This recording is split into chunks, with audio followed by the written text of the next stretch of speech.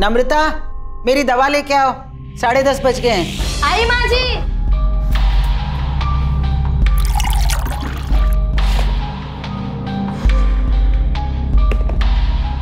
आज दवा देने में फिर देर कर दी। पता है डॉक्टर ने क्या कहा है कि ठीक 10:30 बजे दवा लेनी है। जी माँ जी, ये लीजिए।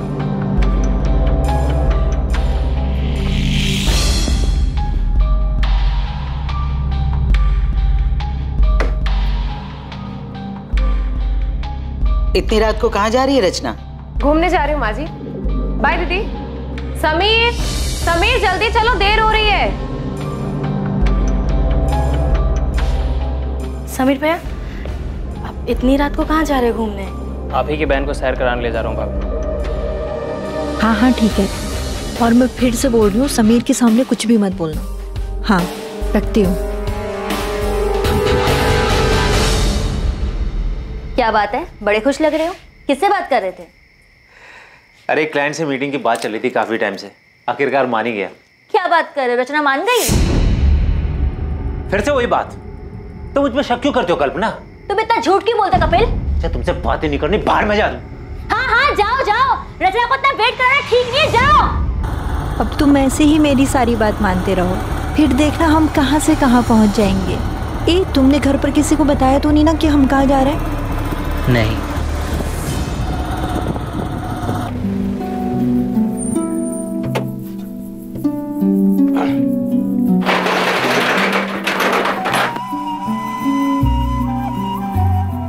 समीर,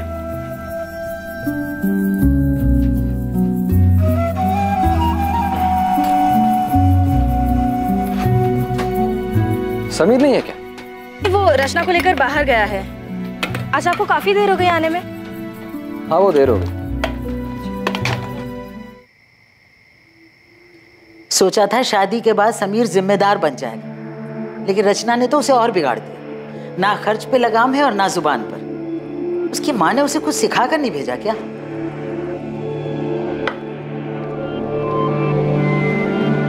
माँ बस भी करो।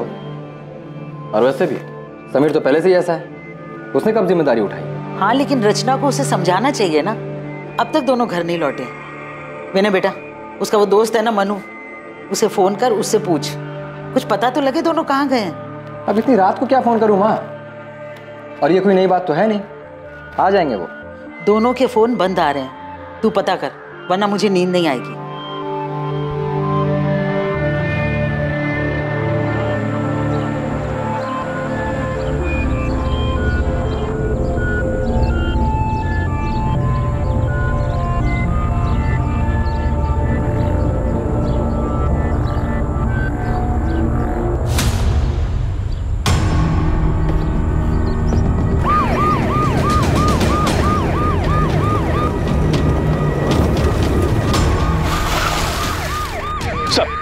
इधर।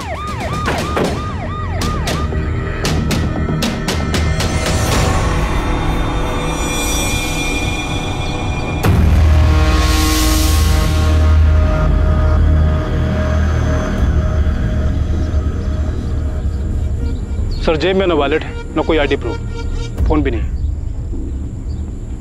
मारने वाला वॉलेट ले गया, लेकिन नोटों की गड्डी यहीं छोड़ दी। मर्डर पैसों के लिए नहीं हुआ। आप लोगों में से सबसे पहले लाश किसने देखी थी? जी सर, लाश को सबसे पहले मैंने देखा। किसी को आते जाते देखा है? नहीं सर, बस ये देखा और मैंने आपको फोन किया।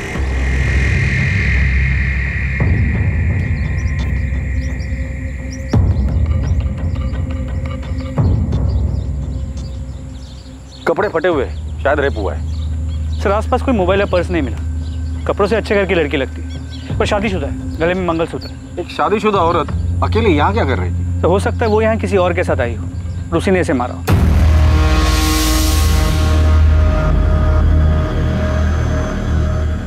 एक शादीशुदा जोड़ा घर से एक साथ निकलता है और कुछ घंटों बाद अलग अलग शहरों से दोनों की लाशें बरामद होती हैं। समीर की लाश उज्जैन पुलिस को मिलती है और रचना की लाश इंदौर पुलिस को। और दोनों जगहों की पुलिस को एक दूसरे के मर्डर केस के बारे में कोई खबर नहीं थी। इस जोड़े की हत्या के पीछे क्या मकसद था? रफ्तार से आगे बढ़ रही इनकी जिंदगी पर मौत की लगाम आखिर किसने और क्यों लगाई थी?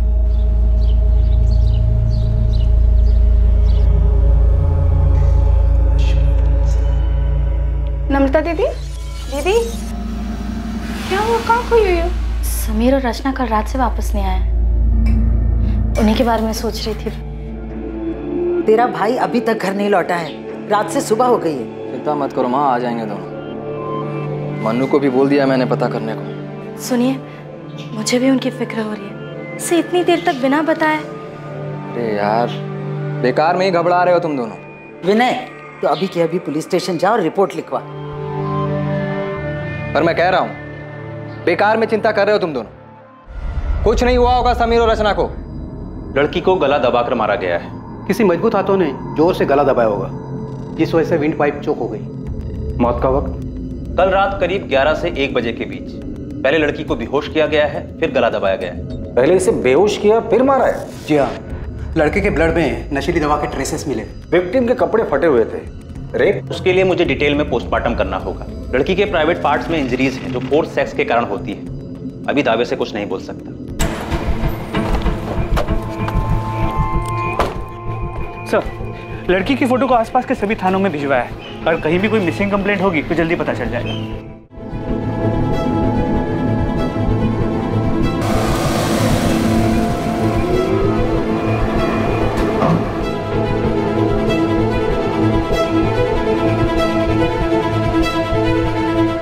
बेटा, आज शाम को तैयार है। शर्मा जी अपनी पत्नी और बेटी अदिति के साथ हमारे घर आ रहे हैं। मुझे शादी नहीं करनी। को पता नहीं ये बात कब समझ आएगी। देख बेटा, उस बात को 8 महीने बीत चुके हैं। अब तो आप ये शादी की बात छोड़ेगी या मैं घर छोड़ दूं?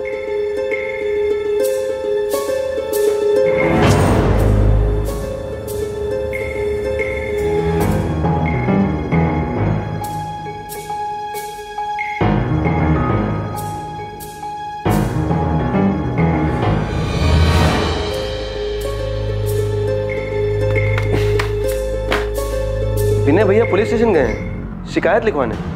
हाँ मनु बेटा, समीर और रचना कल रात से घर नहीं लौटे। उन दोनों के फोन भी बंद आ रहे। मनु, समीर ने तुम्हें कुछ बताया था क्या कि वो कहाँ जाने वाले हैं? नहीं भाभी, समीर ने तो इस बारे में मुझे बिल्कुल कुछ भी नहीं बोला। आज के बाद दोबारा ऐसा घटिया मजाक किया ना तो जान से मार दूं।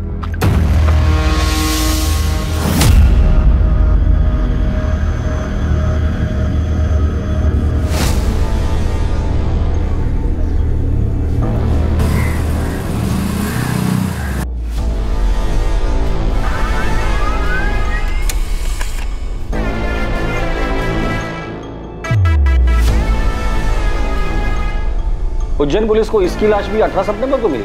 जी सर, इस लड़के की भी कोई आइडेंटिफिकेशन नहीं मिली, लेकिन हैरानी की बात यह है कि मौत का वक्त और मारने का तरीका बिल्कुल सेम है। हमें जिस लड़की की लाश मिली थी उस केस के डिटेल्स इस केस के डिटेल्स से काफी मैच करते हैं। उज्जैन के माधव चौक पुलिस स्टेशन के पीएसआई अनिरुद्ध से मेरी बात हुई। तुमने जिस लड़की की फोटो और डिटेल्स भेजी है उसे पढ़ते ही मुझे लगा कि शायद ये दोनों विक्टिम्स कनेक्टेड हैं। क्या ये दोनों विक्टिम्स उज्जैन के हैं? ये तो पता नहीं कि उज्जैन से इंदौर से, लेकिन पोस्टमार्टम रिपोर्ट के हिसाब से लड़के की भी मौत 17 सितंबर की रात की 11 से 1 के बीच। पहले नशीली दवा देकर बेहोश किया गया और फिर गला घोटकर मार दिया गया। प्रशांत, इस लड़के की फोटो इंदौर के सभी पुलिस स्टेशन में सर्कुलेट कर दो और खबरियों को काम पर लगा दो। पता तो चले ये दोनों विक्टिम एक दूसरे से कनेक्टेड है भी या नहीं। पुलिस और खबरियों ने इंदौर और उज्जैन में जगह जगह दोनों विक्टिम्स के बारे में पूछताछ की और जल्द ही उन्हें पता चल गया कि वो दोनों विक्टिम्स समीर शुक्ला और रचना शुक्ला थे।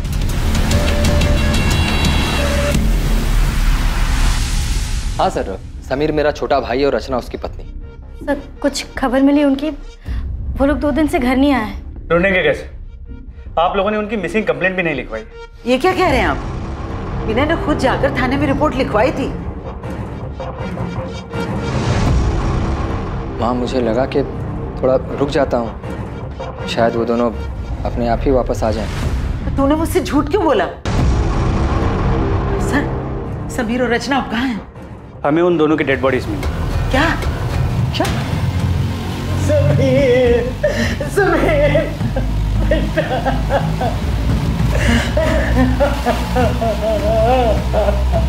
समीर, समीर बेटा, समीर, समीर। अरे समीर, आज तो फिर मेरी बाइक लेके भागने की फिराक में। भैया प्लीज ले जाने दो ना, आज कॉलेज में रोज डे। समीर मुझे काम पर जाना है, मैं कैसे जाऊंगा? बस में जाना पड़ेगा मुझे। प्लीज भैया प्लीज, सिर्फ एक दिन के लिए, आज रोज रहना इसलिए। ठीक है, जा ले जा। Thank you so much. मैंने कुछ पूछा है मैंने तुम्हें, सुन रहे हो तुम? सॉरी सर, आप कुछ कह रहे थे? तुम्हारे भाई समीर की किसी के साथ दुश्मनी थी? नहीं। रचना का किसी के साथ झगड़ा हुआ था? क्योंकि मारने से पहले उसके साथ जबरदस्ती की गई, शायद नहीं। कुछ बता सकते हो कि ऐसा कौन कर सकता है? तुमने मिसिंग कंप्लेंट क्यों नहीं लिखवाई और अपनी बीवी और माँ को झूठ क्यों कहा कि लिखवाइए? सर मेरा भाई, मैं कुछ, सर इस वक्त मुझे कुछ समझ में नहीं आ रहा है। ठीक है, फिलहाल के लिए जा सकते।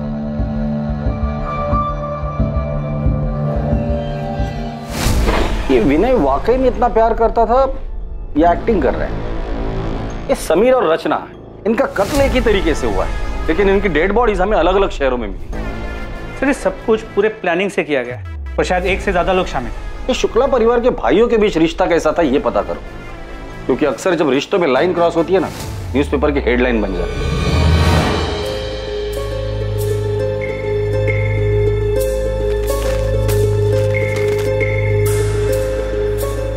क्या हो पापा, ऐसे हड़बड़ा क्यों रहे हो? कुछ नहीं बेटा, कुछ नहीं। पापा सोशल मीडिया का जमाना है, बाहर आजकल से अखबार तक नहीं रहते। तूने रचना के बारे में पढ़ा? हाँ, बुरा हुआ। पृथ्वी बेटा तो ठीक तो है? हाँ पापा, मैं ठीक हूँ। आप चाहते थे ना मैं अदिति से मिलूं, मैं तैयार हूँ। तुम्हें मेरी बात मान लेनी चाहिए थी रचना। ये सब नहीं होता।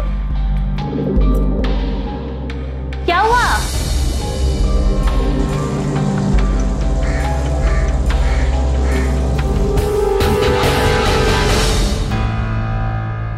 रचना, मेरी मेहंदी का रंग कितना अच्छा आया है ना, देख।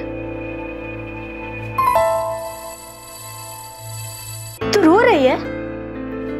तू सच्ची रो रही है? चुप कर, मैं कहाँ रो रही हूँ? नहीं, तेरी तो सिर्फ आंखें लीक कर रही है ना? सच बता, मुझे मिस करेगी इसलिए रो रही है ना? मैं तुझसे कह रही हूँ, जब तेरी शादी होगी ना तब तू। दीदी, क्या शादी? शादी मतलब बिना पगार की नौकरी। पति को खुश रखो, सास को खुश रखो और अपने सभी सपनों पर ताला मार के बंद कर दो। मुझे नहीं करना। क्यों नहीं करनी शादी? मैंने नम्रता के देवर समीर से तेरे रिश्ते की बात चलाई है। बहुत अच्छा लड़का है और तुझे पसंद भी करता है। माँ पसंद नहीं, पूरा लट्टू है रचना पर। देख रचना, मैं तुझे अभी समझा रही हूँ, तो सुधर जा। आसमान में नहीं, जमीन पर रहना है हमें।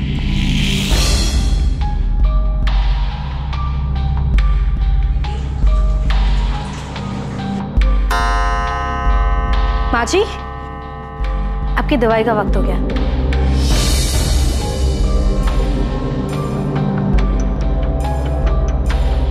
मुझे समझ नहीं आ रहा, विनय ने मुझसे झूठ क्यों बोला? उसने रिपोर्ट क्यों नहीं लिखवाई?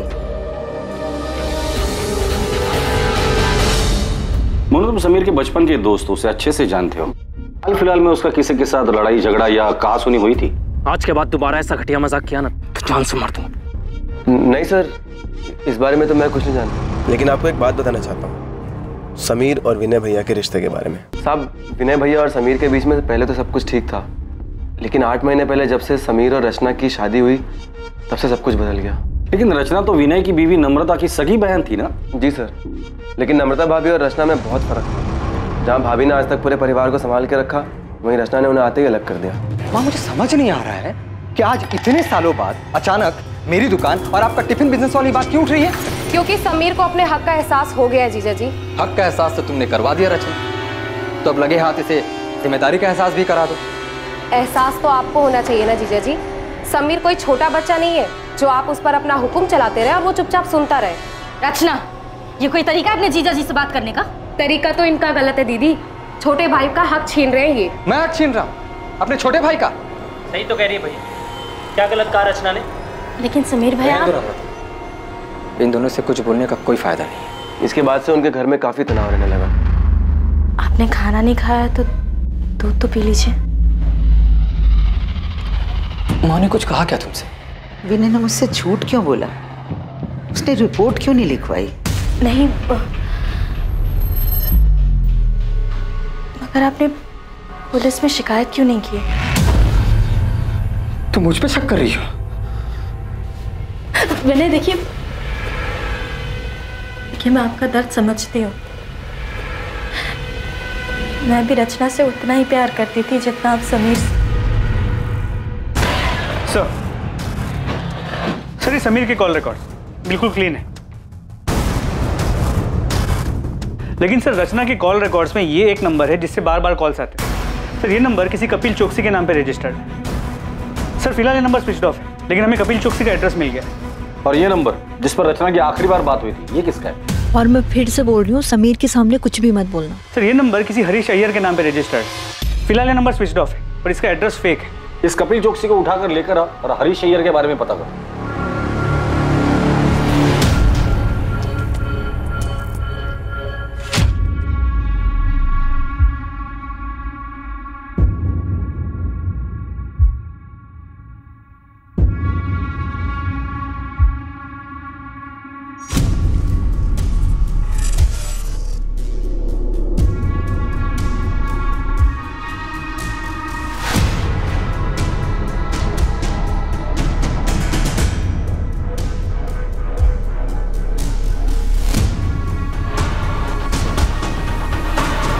कल्पना, अच्छा यही होगा कि आप हमें सच सच बता दें कि आपके पति कपिल इस वक्त कहाँ है? सर मेरा उस आदमी के साथ कोई वास्ता नहीं है। कपिल क्या हुआ? इतना डरे हुए क्यों हो? हाँ, क्या किया तुमने? मैंने कुछ नहीं किया है। मैं भी तुम्हें कुछ नहीं बता सकता। अगर पुलिस रचना के बारे में पूछे तो पुलिस को बता देना कि मैं रचना के बारे में कुछ नहीं जानता। अभी मुझे जाना होगा। कपिल! आपके पति कपिल का रचना के साथ अफेयर था, ये बात आपको पता भी थी, और फिर भी आपने कुछ नहीं किया। घर वालों से बगावत करके मैंने कपिल से शादी की थी। उनके पास वापस कैसे जाती? रचना की वजह से मेरी बसी बसाई जिंदगी बिखर गई। तो रचना की मौत की खबर सुनकर आपको तो खुशी हुई होगी? सुनकर तो ऐसे लगा था कि भगवान ने मेरी सुन ली।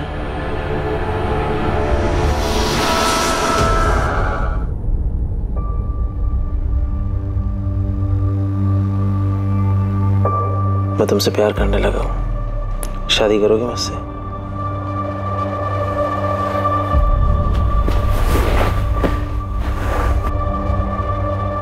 मुझे पता है तुम भी मुझसे। कि क्या? कि मैं तुमसे प्यार करती हूँ? नहीं कपिल, मैंने तुम्हें पहले ही कहा था, ऑनलाइन चैटिंग के वक्त बिल्कुल साफ क्लियर किया था कि मुझे ये शादी प्यार इन सब में कोई इंटरेस्ट नहीं है। तो फिर तुम ये बकवास क्यों कर रहे हो? तुम्हें मेरी फीलिंग बकवास लग रही है? कपिल मेरा हाथ छोड़ो, मुझे लग रही है। मैं तुम्हारे साथ प्यार के लिए था, मजे के लिए नहीं। पर इस बात से तुम्हें कोई फर्क नहीं पड़ता ना? हाँ नहीं पड़ता। मैं यहाँ पर अच्छा टाइम बिताने आती हूँ, जो कि तुमने पूरा खराब कर दिया है। कपिल चौकसी अफेयर? आप ये क्या कह रहे हैं? आप किसी हरीश अय्यर को जानती हैं? रचना के मर्डर से पहले आखिरी बार उसने इसी से बात की। मैं किसी हरीश अय्यर को नहीं जानती। कौन है ये? क्या इसका भी रचना के साथ अफेयर? आपके पति विनय कहाँ है? आपको जो कुछ पूछना आप पूछ सकते हैं सर।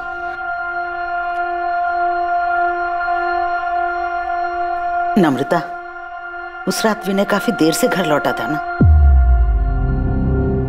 17 सितंबर की रात को मेरा टेम्पो बिगड़ गया था सर। गैराज का रसीद है मेरे पास, जहां से मैंने टेम्पो ठीक करवाया था।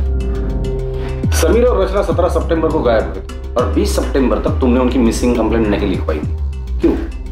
क्योंकि समीर की शादी के बाद ऐसा 2-3 बार पहले भी हो चुका था। समीर और रचना अक्सर बिना बताए घूमने चले जाते थे। मैंने सोचा 1-2 दिन में लौट आएंगे। सर यही सच है। और दुकान के किराए के पीछे हुए झगड़े का सच, वो क्या था? सर रचना के उकसाने पर हमारे बीच झगड़ा हुआ था, लेकिन समीर हमेशा से जिद्दी रहा है। ये मनमानी करना उसके लिए कोई नई बात नहीं थी। समीर और रचना की शादी को सिर्फ 8 महीने हुए थे और इन महज 8 महीनों में ही समीर और उसके बड़े भाई विनय के बीच अलगाव पैदा हो गया था।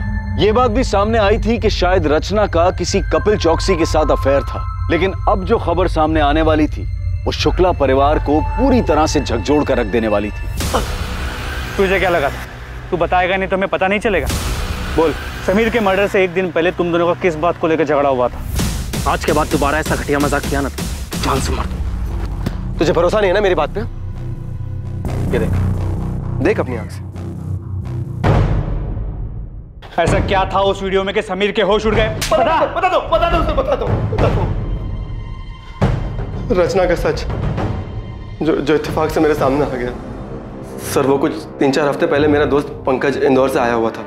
हम दोनों होटल के कॉरिडोर से बाहर आ ही रहे थे कि वहां मुझे रचना दिखी। वो किसी आदमी के साथ थी। मुझे देखकर ये बहुत झटका लगा। मेरे कुछ समझ में नहीं आया तो मैंने तुरंत अपना फोन निकाला और उनके कमरे में अंदर जाने की वीडियो बना ली ताकि समीर को दिखा सकूं। कौन है आदमी? सिर्फ ये एक आदमी नहीं है, मैंने उस होटल के वेटर से बात भी की है। हाँ साहब, ये मैडम अक्सर यहाँ आती हैं और इनसे मिलने कई साहब आते हैं।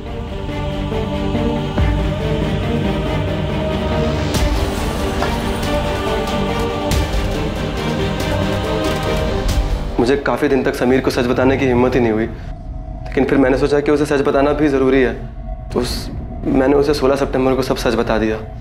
अगले दिन पता चला कि रचना और समीर दोनों गायब है और फिर उनकी लाश मिली। ये आदमी कौन है? मैं नहीं जानता, लेकिन उस दिन अंतिम संस्कार वाले दिन ये घर पे आया हुआ था। मैं नहीं जानता ये कौन है। अंतिम विधि में ये आदमी आपके घर आया था? आया होगा, मुझे नहीं मालूम। तुम्हारी बीवी नम्रता इस सब के बारे में जानती है? नम्रता, रचना ने जो किया उसमें तुम्हारा कोई दोष नहीं है। विनय, आप पुलिस की बात मत सुनो, वो लोग झूठ बोल रहे हैं। रचना ऐसी नहीं थी। पुलिस ने खुद उस होटल में जा करके पता लगाया था जहां रचना। ये रचना भी ना जाते जाते हम सबका मुंह काला कर गई। तेरी माँ ने यही सिखाया था क्या उसे? नम्रता, माँ तो कुछ भी बोले जा रही हो तुम। सर, पूरे परिवार में इस आदमी को कोई नहीं जानता। यह आदमी अंतिम संस्कार के लिए आया था और इसे कोई नहीं जानता। अजीब बात। रचना के कॉल रिकॉर्ड्स में कपिल चौकसी और हरीश अय्यर के अलावा और कोई सस्पिशियस नंबर नहीं मिला है, लेकिन रचना से मिलने उस होटल में कई लोग आते थे, तो हो सकता है कि उसके पास कोई दूसरा नंबर। रचना के इस दूसरे रूप के बारे में सच में कोई नहीं जानता। ऐसे कैसे?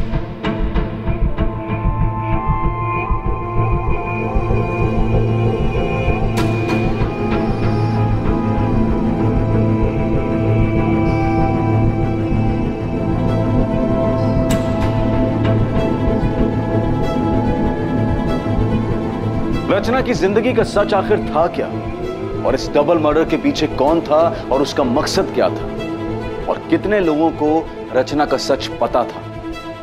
मंगल, हरीश, विनय, कपिल, क्या इतने ही लोग थे जिन्हें रचना ने चोट पहुंचाई थी, या फिर इस लिस्ट में और भी नाम शामिल होने वाले थे? वैसे मुझे पता नहीं था कि तुम हंसते भी हो। मतलब जब पहले मिले थे तो तुम हमेशा देवदास बने फिरते थे। वो एक दौर था जो बीत चुका है। किसी से सच्चा वाला प्यार हो गया था क्या? एक लड़की थी जिससे मैं बहुत प्यार करता था। I'm sorry अगर तुम्हें बुरा लगा तो। अरे नहीं, मैं अब ठीक हूँ। वैसे तुम जिस लड़की की बात कर रही हो वो मेरे लिए 8 महीने पहले ही मर चुकी। जी सर, मैं उसी के घर जा रहा हूँ, पहुँच के अपडेट करता हूँ।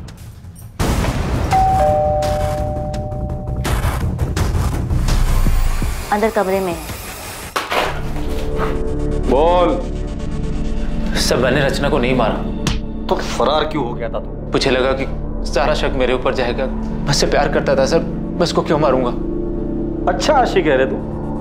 जब तुझे पता चला कि तेरे माशूका के और भी आशिक है तो तूने उसे और उसके पति दोनों को मार डाला। सर, मुझे इसके बारे में कुछ नहीं पता है सर। मैं तो उससे शादी करना चाहता था, वो भी राजी थी सर। शादी करोगे मुझसे? नहीं कपिल, मुझे ये शादी प्यार इन सब में कोई इंटरेस्ट नहीं है। ये कौन है? इसे जानते हैं? इसका नाम क्या है? हरीश अय्यर। कितनी देर कपिल? 10 मिनट से तुम्हारा वेट कर रही हूँ, जल्दी आओ। रचना, तुम यहाँ धूप में क्यों खड़ी हो? तुम्हें गर्मी लग रही होगी। मंगल, तुम यहाँ? तुम एक हफ्ते से मेरा फोन क्यों नहीं उठा रही?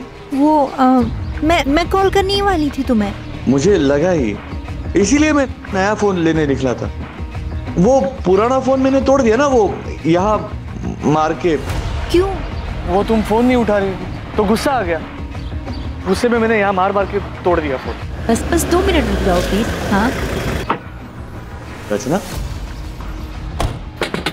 रचना बाहर निकलो। जल्दी भागो यहाँ से कपिल, इसका दिमाग खराब है। रचना बाहर निकलो। सर फिर आया ये, प्लीज यहाँ से चलो।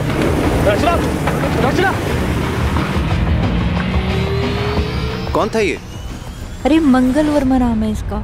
एक बार इसने मुझे किसी शादी में देख लिया था, मैंने बस इस पे थोड़ी सी तरस खा के बात क्या कर ली, ये तो पीछे ही पड़ गया। कहता है इसे मुझ में अपनी मरी हुई पत्नी नजर आती है। सर उस दिन रचना काफी घबराई हुई थी, मंगल को देख के उसके पसीने छूट रहे थे। सर इससे ज्यादा मैं मंगल के बारे में कुछ नहीं जानता।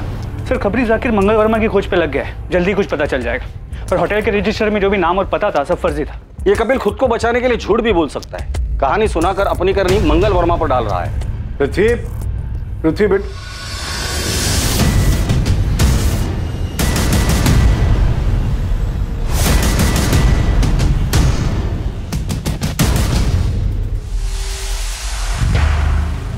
मुझे लगा तू रचना को भूल चुका।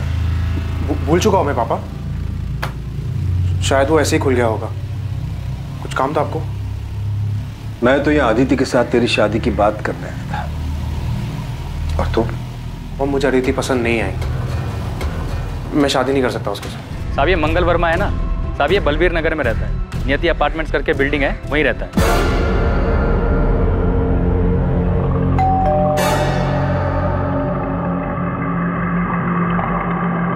सर मंगल वर्मा को उसकी वाइफ ज्योति के मरने का गहरा सदमा लगा था, दिमागी हालत पे काफी अनस्टेबल हो गया था।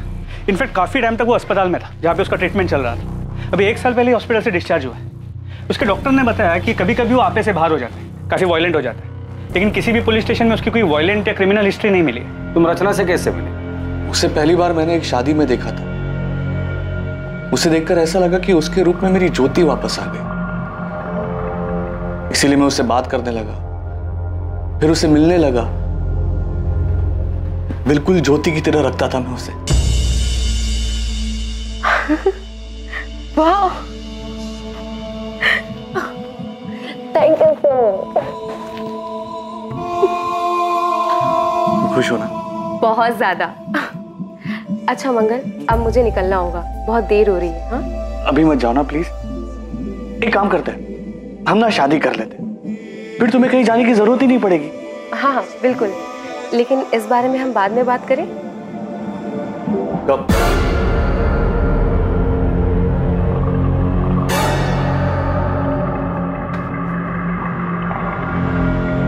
पिछले 1 महीने से तुम यही बात की।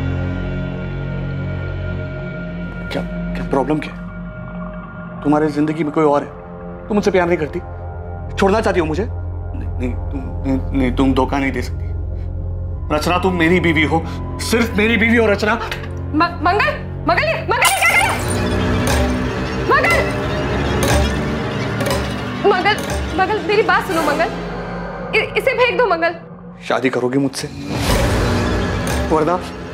मंगल, मेरे जीजा जी और मेरी बहन अभी घर से बाहर गए, वो जैसे ही आएंगे ना मैं उनसे बात करूंगी। अब अभी ये कांच मुझे दे दो, हाँ प्लीज।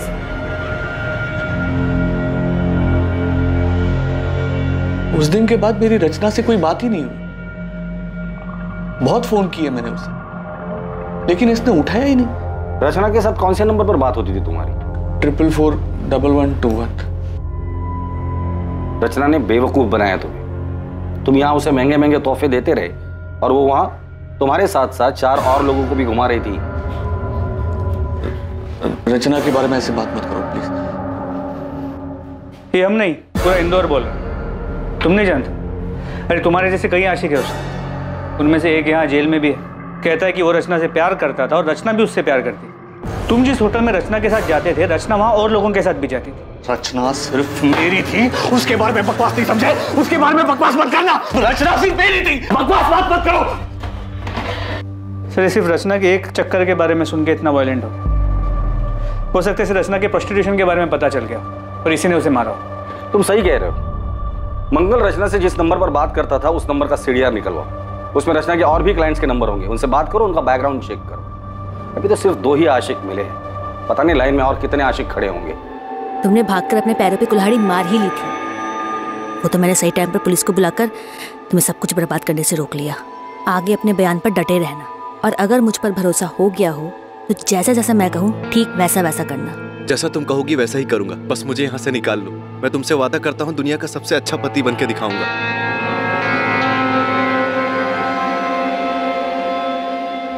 तीर निशाने पे लगा है, वो बहुत डरा हुआ है। कह रहा जैसा मैं कहूंगी वैसा ही करेगा। हाँ ओके, शायद रचना की मौत मेरी जिंदगी बना दे। साहब, कोई बाइक पसंद आई? ऐसी फटीचर बाइक लेने से मैं कोई साइकिल ले लूंगा। कोई अच्छी है तो बता। अरे साहब, एकदम नई और ताजा माल आया है साहब, आप इसको देखो एक बार। ये अच्छी है। पेपर्स कब तक बनाएगा? पेपर सब बन जाएंगे, बस आप पसंद करो, मैं नंबर बदल देता हूँ। चल मेरे साथ, तुझे जेल में नया कैदी नंबर दे। बोल। साहब माफ कर दो साहब, कसम खाते हैं, हमें उसका नाम नहीं मालूम साहब। हम चोरी गाड़ी जरूर खरीदते हैं लेकिन उनका नाम पता नहीं पूछते हैं साहब। कल तो याद होगी ना तुझे? स्केच आर्टिस्ट को बुला कर इससे स्केच बनवा लेना, और इसे अगर शक्ल याद नहीं होगी ना तो इसकी शक्ल बिगाड़ देना।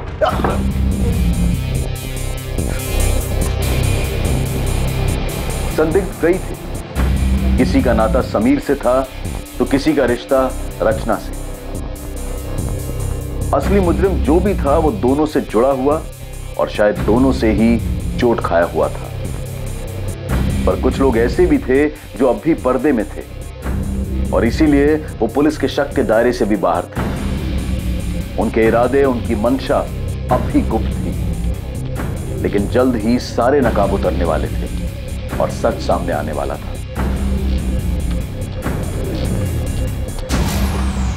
माँ, कहाँ जा रही हो? पुलिस स्टेशन, समीर के कातिल के बारे में पता कर। अरुणा जी, समीर और रचना के कातिल को हम ढूंढने की पूरी कोशिश कर रहे हैं। क्या आपको किसी पर शक है? नहीं, लेकिन जिसने भी ये किया है उसे कड़ी से कड़ी सजा मिलनी चाहिए। सर, मुस्ताक ने स्केच बनवाया। क्या आप इसे जानते हैं? इसने समीर की बाइक बेची। सर, इसे तो मैंने समीर भैया के साथ देखा था। संध्या। जी भैया। हम लोग आगे ही जा रहे हैं तेरे घर की तरफ से, तुझे छोड़ देंगे। जी। ये पृथ्वी भैया हैं, उज्जैन से। नमस्ते। पृथ्वी उज्जैन से? नम्रता और रचना भी उज्जैन से ही हैं। और कुछ याद है इस आदमी के बारे में? थैंक यू भैया। हाँ सर, कार का नंबर नोट कर लीजिए, MPXY0001। सर, नंबर प्लेट के नीचे पृथ्वी की जान जैसा कुछ लिखा था। ये लीजिए वकील साहब, मैंने आपसे कहा था ना कि जो मैं चाहती हूँ वो मैं कपिल से साइन करवा लूंगी। उसने बिना पढ़े बिना देखे इन पेपर्स पे साइन कर दिया। इसमें डिवोर्स पेपर्स के साथ साथ प्रॉपर्टी के पेपर्स भी हैं, जो अब उसने मेरे नाम पे ट्रांसफर कर दिया। क्यों मारा दोनों को? बोल। रचना और मैं एक दूसरे से प्यार करते थे। हम 2 साल से एक साथ थे। फिर से लेट हो गए। फिल्म की शुरुआत में सो जाएगी यार। अरे वैसे भी मैं कौन सा फिल्म की स्टोरी में इंटरेस्टेड हूँ। चलें, पॉपकॉर्न भी लेना है। जा रही हो तुम? हाँ, और रुकी तो तुम्हारे पापा घर आ जाएंगे और फिर पूरे उज्जैन में बात फैल जाएगी। एक काम करें, शादी कर लेते हैं। मुझे नहीं करनी कोई शादी वादी। एक काम करो, तुम कर लो शादी। अरे ये क्या मजाक है रचना? अच्छा सुनो, अगर तुम अभी शादी के लिए तैयार नहीं हो तो मैं राह देखूंगा। मैं राह देखता रहा और रचना ने अचानक अपनी राह बदल ली। तुम किसी और के साथ शादी कर रही हो? हाँ, मैं तुम्हारे लिए इतने सालों से इंतजार कर रहा हूँ और तुम अपनी ही बहन के देवर के साथ शादी कर रही हो। तो तुम्हें इनविटेशन नहीं दिया इसलिए तुम गुस्सा हो? तुम्हारे लिए शादी वगैरह सब मजाक है ना? तो और क्या है, जन्मों जन्म का बंधन। रचना की शादी हो गई, वो जिंदगी में आगे बढ़ गई, लेकिन मैं उसके दिए हुए धोखे में उलझा रहा सर। और इसलिए रचना से बदला लेने के लिए तुम इंदौर आ गए और हरीश अय्यर के फेक आईडी पर एक नया सिम कार्ड खरीद लिया। हाँ सर, मैं उसके बर्बादी की पूरी तैयारी करके आया था।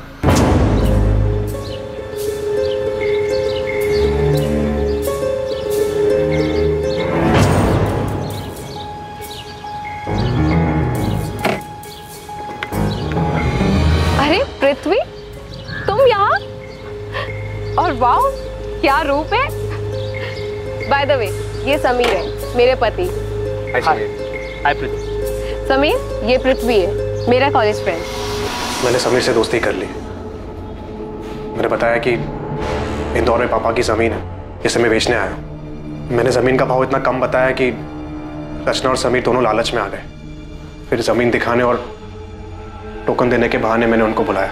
हाँ, हम लोग निकल रहे हैं। हाँ, और समीर ने पैसे भी ले लिए हैं, लेकिन ध्यान रखना समीर को हमारे बारे में पता नहीं चलना चाहिए। अरे नहीं, तुम चिंता मत करो, मैं कोई भी पुरानी बात नहीं करूंगा।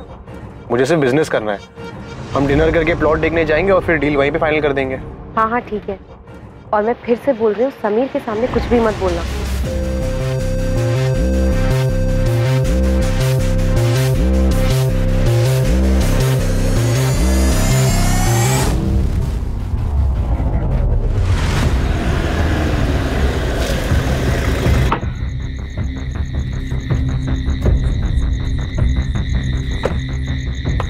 समीर, समीर चल। ये कहाँ है? संभाल के, थोड़ा ही आ गया प्लॉट। रचना? हाँ, रचना आएगी पीछे से, आ जा।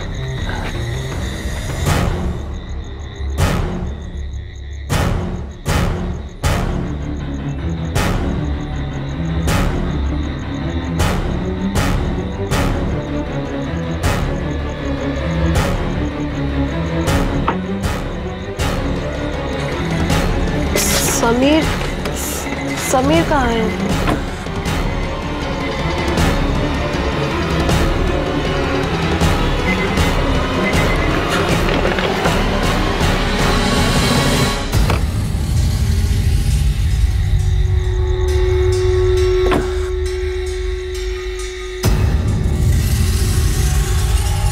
मैंने समीर की लाश वही उज्जैन में छोड़ दी और रचना की लाश मैंने इंदौर में आके फेंक दी। दोनों के फोन मैंने तोड़ के नाले में फेंक दिए और अगले दिन समीर की बाइक ढाबे से उठा ली। पृथ्वी, ये सब करके क्या मिला तुझे? मिला सर, बदला मिला।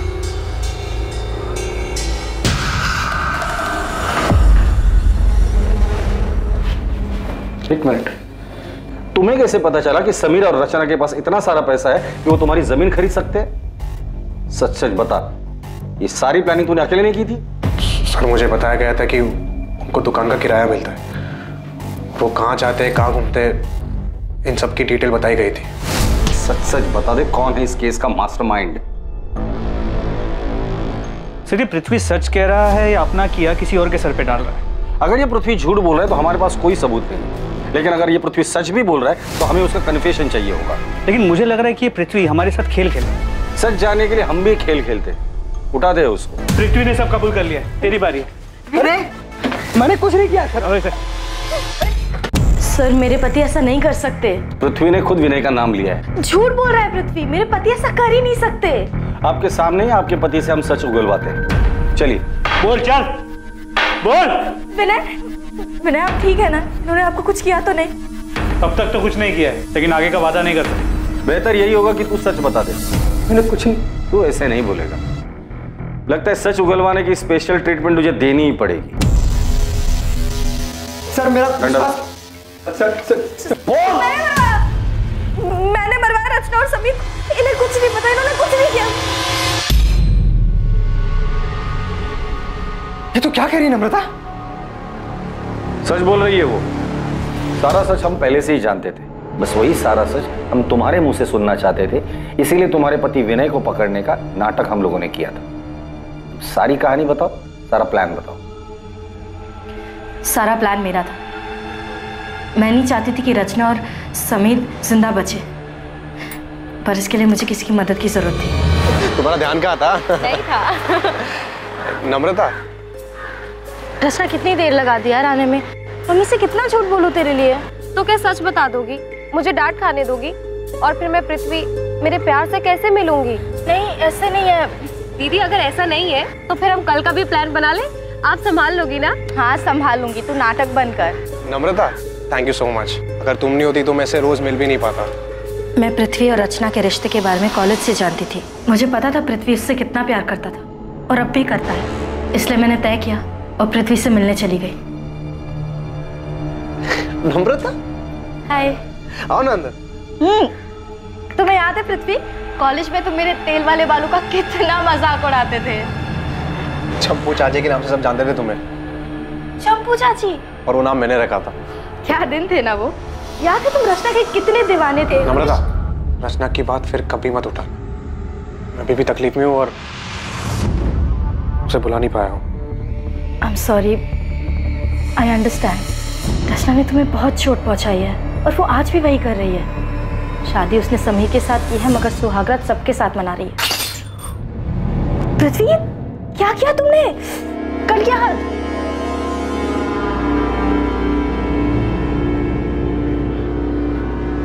रचना का नाम मेरे सामने कभी मत लेना। बहुत मुश्किल से उसे भूलने की कोशिश कर रहा हूँ। पापा भी चाहते हैं कि मेरी शादी अदिति से हो जाए और वो लड़की भी अच्छी है, बस मेरा मन नहीं कर रहा। मैं जानती हूँ कि रचना ने तुम्हें बहुत दुख दिया है, मगर सच कहूँ तो रचना पहले से ही बहुत सेल्फिश थी। उसने कभी किसी के बारे में नहीं सोचा और उसने तुम्हारे साथ जो किया है उसके बाद तो शायद तुम हमेशा तकलीफ में रहोगे, कभी मूव ऑन नहीं कर पाओगे। लेकिन तुम ये सब मुझे क्यों कह रही हो? क्योंकि मैं खुद तकलीफ में हूँ। मैं बस चाहती हूँ कि रचना समझे कि वो इस तरह लोगों के साथ खिलवाड़ नहीं कर सकती। पृथ्वी, तुम रचना को मार डालो। क्या? देखो, उसने तुम्हारे साथ जो किया है और वो बाकी कई लोगों के साथ कर रही है वो सही नहीं है, उससे रोकना होगा। मैं मानता हूँ कि मुझे रचना पे बहुत गुस्सा है और उसको मारने से ही मुझे सुकून मिलेगा, लेकिन सिर्फ सुकून के लिए मार दूं?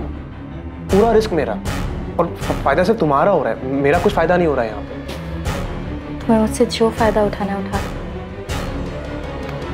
बस रचना और समीर को मार डालो। तुमने रचना को मारने का प्लान सिर्फ इसलिए किया था क्योंकि तुम्हें लगा था कि रचना की हरकतों की वजह से तुम्हारा घर टूट सकता है। मुझे उसके अफेयर के बारे में पहले से ही मालूम था, मगर जब मुझे पता चला कि वो किस हद तक गिर चुकी है तो मैं हिल ही गई। वो किसी के साथ भी सो रही थी और उसके बदले में उसके क्लाइंट्स उसे। रचना प्रोस्टिट्यूशन में है, ये बात तुम्हें पहले से ही पता थी?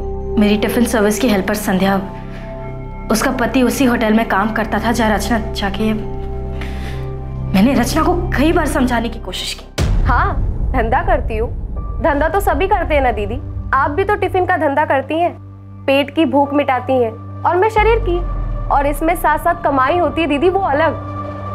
हे भगवान, रचना तो कितनी बेशर्म हो गई है। अगर समीर को पता चला तो, बाकी घर वालों को पता चला तो क्या दीदी, तब की तब देख लेंगे ना, और वैसे भी समीर से कई बेहतर मिल जाएंगे मुझे।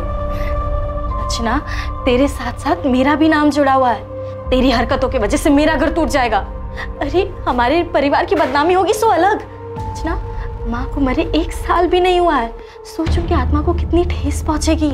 अरे दीदी, आप किन बातों को लेकर बैठ गई हो? ये समाज वमाज कुछ नहीं होता है। लोग सिर्फ 4 दिन बातें करेंगे, उसके बाद आगे बढ़ जाएंगे, लेकिन जिंदगी दीदी एक ही है, और मैं अपनी जिंदगी अपने मन मुताबिक जीना चाहती हूँ, अपनी मर्जी से। रचना समझ ही नहीं रही थी। वो घर, परिवार, समाज किसी के बारे में नहीं सोचना चाहती थी, बस अपने मन की करना चाहती थी, जैसे वो बचपन से करती आ रही थी। मगर बस बहुत हो चुका था। मैं उसे अपना घर उजाड़ने नहीं दे सकती थी। लेकिन समीर को क्यों मरवाया? पूरा किराया देकर आपने कोई एहसान नहीं किया मुझे। वैसे भी वो मेरा हक है जो पिछले कई सालों से आप मुझसे छीनते आ रहे हैं। मैं छीनते आ रहा हूँ? मैं छीनते आ रहा हूँ? हाँ, तुम। समीर भी रचना जैसा ही था। उन दोनों को घर की इज्जत की कुछ पड़ी ही नहीं थी। वो दोनों तो बस घर की शांति खराब करने पे तुले थे। उन्हें बस बर्बाद करना आता था। वो दोनों तुम्हारा घर बर्बाद कर देंगे, इस डर से तुमने खुद अपने हाथों से अपना घर बर्बाद कर लिया है। मैंने मुझसे गलती हो गई, लेकिन मैं डर गई थी। मुझे लगा कि रचना की सच्चाई जानकर आप मुझे छोड़ देंगे। हमारे परिवार की इज्जत, समाज, हम सबको क्या मुंह दिखाते हैं। गुस्सा मेरे अंदर भी था, लेकिन तुम अपने गुस्से और नफरत में इतनी अंधी हो गई थी कि तुमने इतना भी नहीं सोचा कि जो आग तुम लगाने जा रही थी वो तुम्हारा अपना घर भी राख कर देगा। तुमने सब कुछ खत्म कर दिया नम्रता।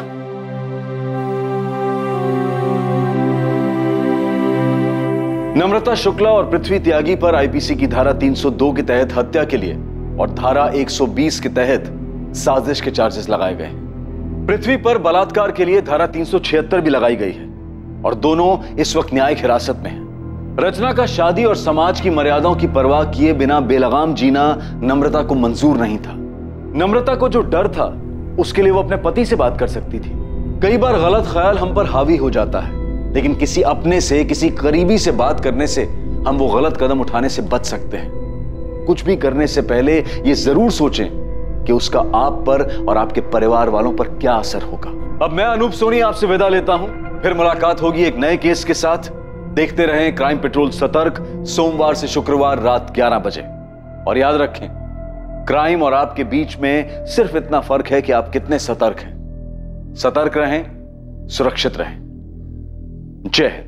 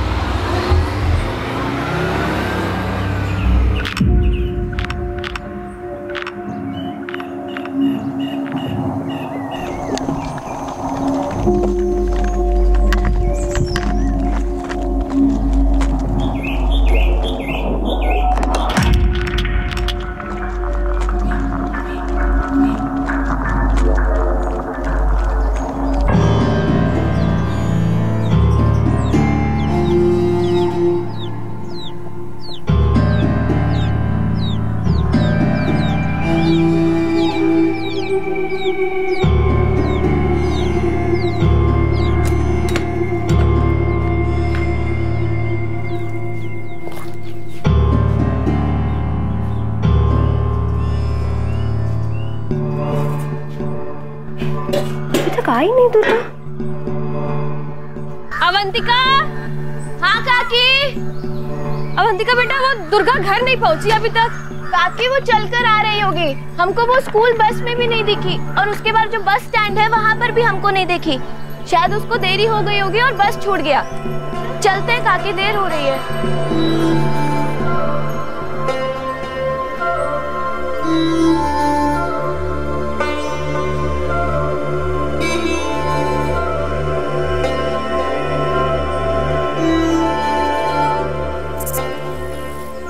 सुनिए, अरे सुन रहे हैं? दुर्गा अभी तक घर नहीं आई और वो अवंतिका बता रही थी कि उसका बस छूट गया है। अरे चल के आ जाएगी। अरे चल करके आती तो भी तो घर पहुंच जाना चाहिए था ना अभी तक उसको। अपने किसी सहेली के साथ खेल रही होगी, आज उसको काम पे आने का मन नहीं होगा। अरे वक्त देख रहे हैं, हाँ इतना देर हो गया है, खाली पेट कितना देर खेलेगी वो? अब जाइए ना, देख के आइए ना। ठीक है, हम जाके देखते हैं, तब तक तुम मेरे हिस्से का भी काम खत्म कर देना। हाँ ठीक है, आप जाइए।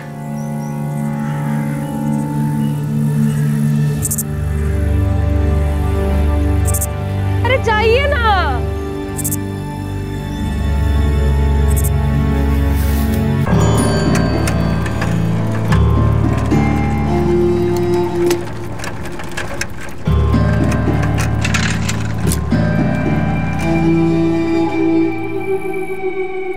बिलासपुर गांव में ज्यादातर लोग खेतों में मजदूरी का काम करते थे। उनके बच्चे सुबह स्कूल जाते और दोपहर में स्कूल से लौटने के बाद अपने माता पिता के साथ मिलकर खेतों में काम किया करते थे। साल 2016 का यह दिन, जब लक्ष्मण करिया और राधा करिया की बेटी दुर्गा करिया घर वापस नहीं लौटी। उस दिन स्कूल से जाने वाली वो एक ही बस जो स्कूल के पास से उसके गांव बिलासपुर जाया करती थी, वो बस दुर्गा करिया से छूट गई।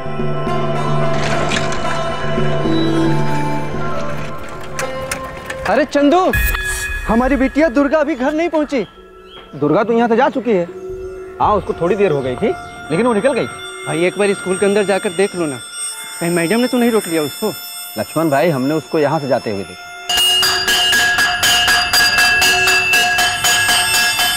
ऐसे होते हुए वो बस स्टैंड की तरफ गई थी। लेकिन बस तो गांव में आके बहुत पहले जा चुकी है।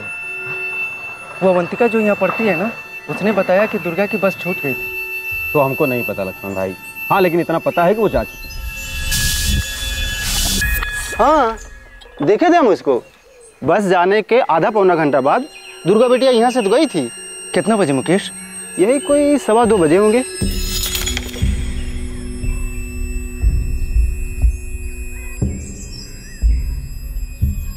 सवा 2 बजे? हाँ, काहे? बिटिया अभी घर नहीं पहुंची क्या? ना। अरे देखिए, यही कहीं गांव में खेल रही होगी।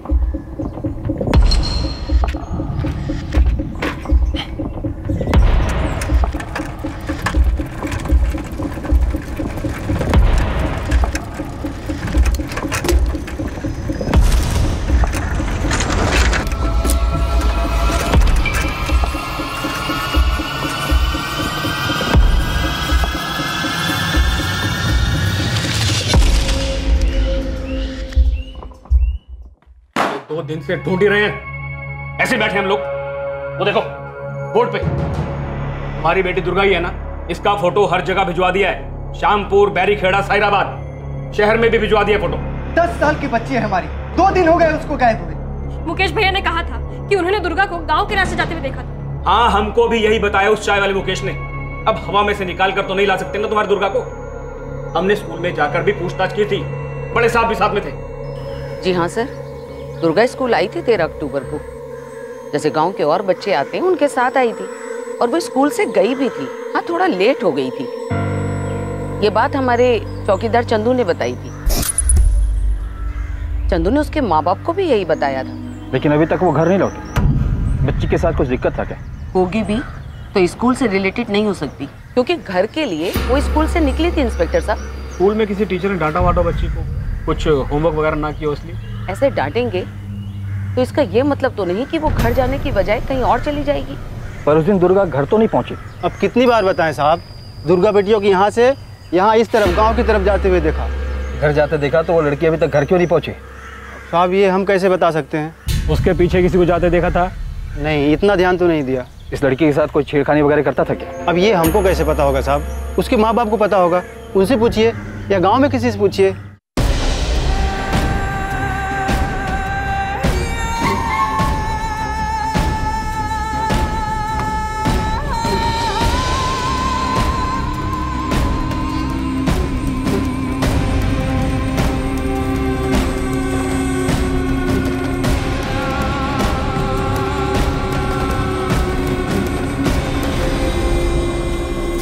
सर, पूरे गांव वाले पहले ही मिलकर दुर्गा को 13 तारीख की शाम और सारी रात यहाँ ढूंढ चुके हैं।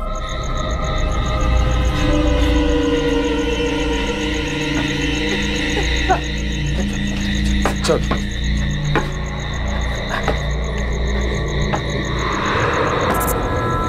दुर्गा! दुर्गा!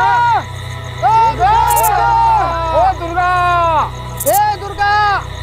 दुर्गा! दुर्गा! ए दुर्गा! दुर्गा बेटिया!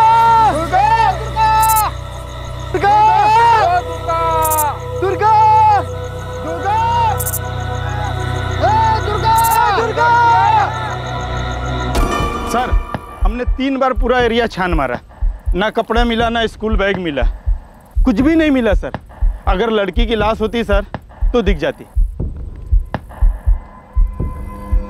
लड़की उधर से मुड़कर इस रास्ते पे आई और इधर से गांव तो 15-20 मिनट की दूरी पर है। बीच में इधर से कैसे गायब हो गई? और गायब हुई तो गई कहाँ? सर, मुझे लगता है लड़की गायब हुई नहीं है, गायब करा दी गई। मतलब? लक्ष्मण, हम पूरा जोर लगाकर ढूंढने की कोशिश कर रहे हैं, लेकिन एक बात समझ में नहीं आ रही कि तुम्हारी बेटी उस रास्ते तक पहुंचकर वहां से गायब कैसी होगी? और गांव में किसी के साथ कोई दुश्मनी वगैरह तो नहीं है तुम्हारी? हमारी कैसे दुश्मनी साहब? दोनों बच्चों को मेहनत मजदूरी करके पढ़ा रहे हैं। दुर्गा भी स्कूल के बाद ना खेत में काम करने आती थी हमारे साथ। देखो, तुम लोगों की हालत देखकर तो ऐसा नहीं लगता कि किसी ने उसे पैसों के लिए अगवा किया हो। और सर, अगर अगवा किया भी होता तो कहीं से तो लेकर जाता उसको। अगर कोई जोर जबरदस्ती हुई होती तो उसके चीखने चिल्लाने की आवाज तो आती है कि नहीं? फिर कहाँ गई हमारी बच्ची? हाँ? तुम ही सोचकर बताओ, तुम्हारी बेटी के साथ ऐसा कोई क्यों करेगा? हम तो फिलहाल उसे ढूंढ ही रहे हैं। हम पुलिस पर दबाव बनाएंगे लक्ष्मण, पर एक बात तो सही है, अगर दुर्गा बिटिया के साथ कोई जोर जबरदस्ती हुई हो तो उसने शोर कैसे नहीं मचाया? अवंतिका, बरखा, अरे स्कूल में कुछ हुआ था क्या? नहीं दादाजी, नहीं दादाजी, स्कूल में तो कुछ नहीं हुआ, बस सिर्फ दुर्गा को देर हो गई थी और उसकी बस छूट गई। कहा मुकेश, तुमने सही में देखा था दुर्गा गांव के अंदर आते हुए? अरे ये कैसा सवाल है सुनील बाबू? देखे नहीं होते तो इस लक्ष्मण को ऐसे ही बता देते का? सरपंच जी, हमको तो लगता है ना कि कोई जंगली जानवर उठा ले गया होगा और खा गया होगा। ए अर्जुन, अगर जंगली जानवर कोई हमला करता तो वहाँ स्कूल का बस्ता, कपड़ा कुछ तो मिलता। घर में कोई झगड़ा वगड़ा तो नहीं हुआ था लक्ष्मण? कैसा झगड़ा? हमारा कोई झगड़ा नहीं हुआ था। और ऐसा कैसा झगड़ा कि वो आधे रास्ते से घर न पहुंचे? और पुलिस वाले भी बार बार हमें पे दबाव डाल रहे कि हमारी दुर्गा खुद ही कहीं भाग गई।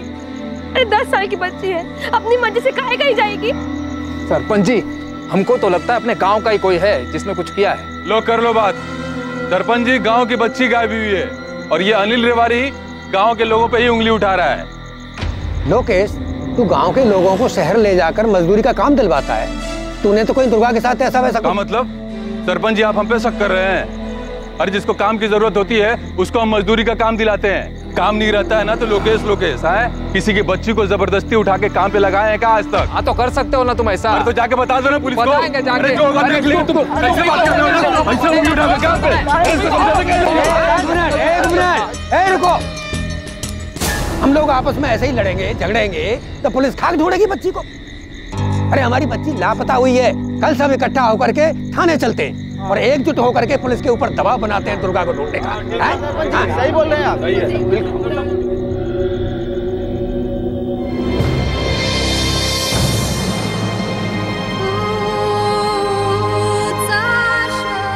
वहां गांव में हर घर में दिवाली मनाई जा रही थी। हर घर दिए से सजा हुआ था, पटाखे फूट रहे थे।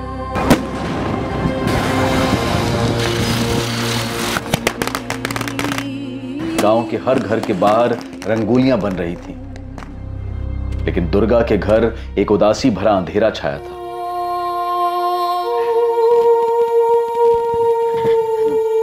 क्या बोले पुलिस वाले? कुछ पता चला दुर्गा का? वही बात राधा कि ढूंढ रहे हैं उसको। अरे 2 हफ्ते से ढूंढ ही रहे हैं। माँ, दुर्गा दीदी कहीं भाग तो नहीं गए? कहाँ भाग गई राजू? कुछ बताया था वो तुमको? नहीं। फिर काहे बोल रहा है ऐसे?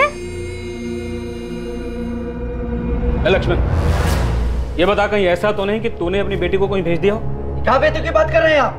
अब आप हम पर ही इल्जाम लगा रहे हैं। तेरी बेटी बिना शोर किए गायब हो गई, कोई जोर जबरदस्ती हुई नहीं उसके साथ। कहीं ऐसा तो नहीं कि तूने ही उसके साथ कुछ किया हो? क्या बोल रहे हैं आप?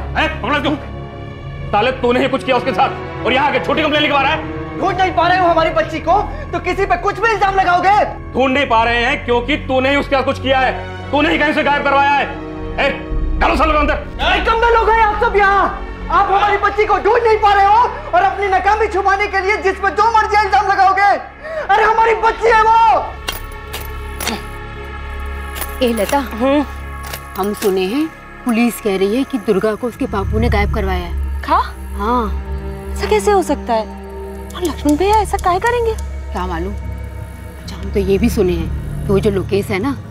कौन लोकेश? अरे वही लोकेश जो लोगों को शहर में काम दिलवाता है। हाँ। उसी लोकेश ने दुर्गा को कहीं बेच दिया होगा। मुकेश बाबू, थोड़ा मलाई मार के बढ़िया चाय बनाओ तो। आपकी मलाई वाली चाय बनाते हैं? वो जो अपना चाय वाला ना मुकेश, वो भी झूठ बोल रहा है। अर्जुन बता रहा था हमको। क्या बे अर्जुन, तुमको बहुत कुछ पता है कि दुर्गा कैसे गायब हुई? हाँ सुनील भाई, हम तो सुने सब मिली भगत है। मतलब दुर्गा के बाप लक्ष्मण की? हाँ, हम तो ऐसा भी सुने हैं कि लोकेश के साथ मिलकर ना अपनी बेटी को कहीं काम पे लगा दिया है और बैठ के अभी नाटक कर रहा है। आप देखिए, हमको पक्का तो खबर नहीं है, लेकिन जो भी हम सुने हैं वही बता रहे हैं बस। अबे जब तुमको पक्का पता नहीं है तो ढिंडोरा क्या पीट रहे हो? एक तो लड़की गायब है और पुलिस कुछ कर नहीं रही है और तुम पूरे गांव भर में घूम घूम के ना झूठी अफवाह फैला रहे हो। साले दिमाग सही रखो, नहीं बाबूजी इसके के ना तुमको गांव के बाहर ही करवा देंगे। अरे नहीं सुनील भाई, देखिए गांव से मत निकलवाइएगा, लेकिन हम तो सुने हैं कि लक्ष्मण बहुत हंगामा किया है पुलिस थाना में। अब पुलिस को पूरा शक है कि लक्ष्मण ने ना अपना बेटी को कहीं भेज दिया है, नहीं तो बेच दिया है। अब बैठ के नाटक कर रहा है। अब देखिए, अब आप कह रहे हैं ना तो ना कुछ सुनेंगे ना कुछ बोलेंगे, अपना कान मुंह दोनों बंद कर लेंगे। हाँ चलो निकलो।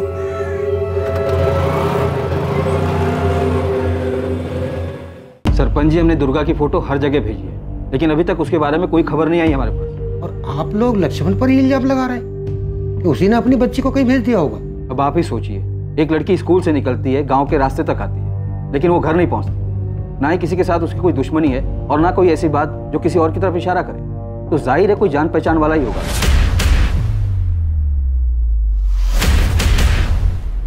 जोर जबरदस्ती हुई होती या कुछ गलत हुआ होता तो आज 1 महीने बाद भी दुर्गा के बारे में क्या हमें कुछ पता नहीं चलता? साहब, गांव की बच्ची है, ऐसा तो है नहीं कि जमीन खा गई या आसमान निकल गया उसको। रोज की तरह स्कूल गई, दोपहर को उसकी बस छूट गई। कई बच्चों के साथ ऐसा होता है, पर ये बच्ची घर नहीं लौटी। ढूंढिए इंस्पेक्टर साहब, ढूंढिए। बिल्कुल सरपंच जी, हमने उसे ढूंढना बंद नहीं किया है, हमारी तलाश जारी है।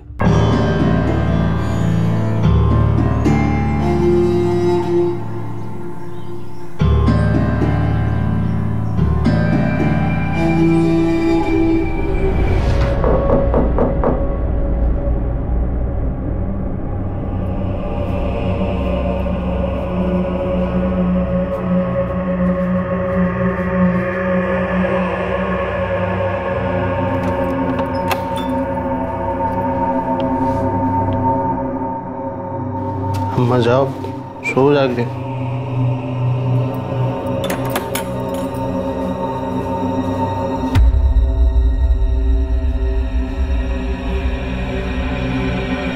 इतनी देर रात कहाँ था? सहराबाद गए थे बाबूजी, कुछ काम था। क्या काम था?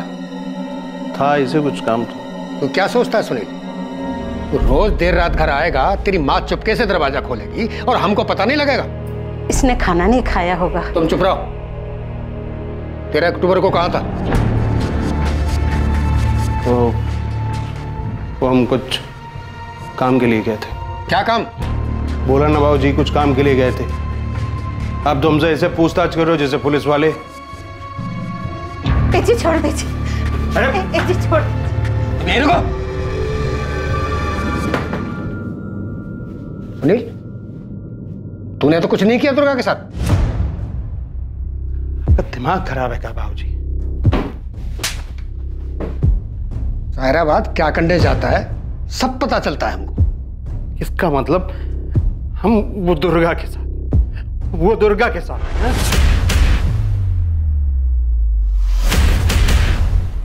सुनील, हमने कुछ सवाल पूछा है, उसका जवाब चाहिए हमें।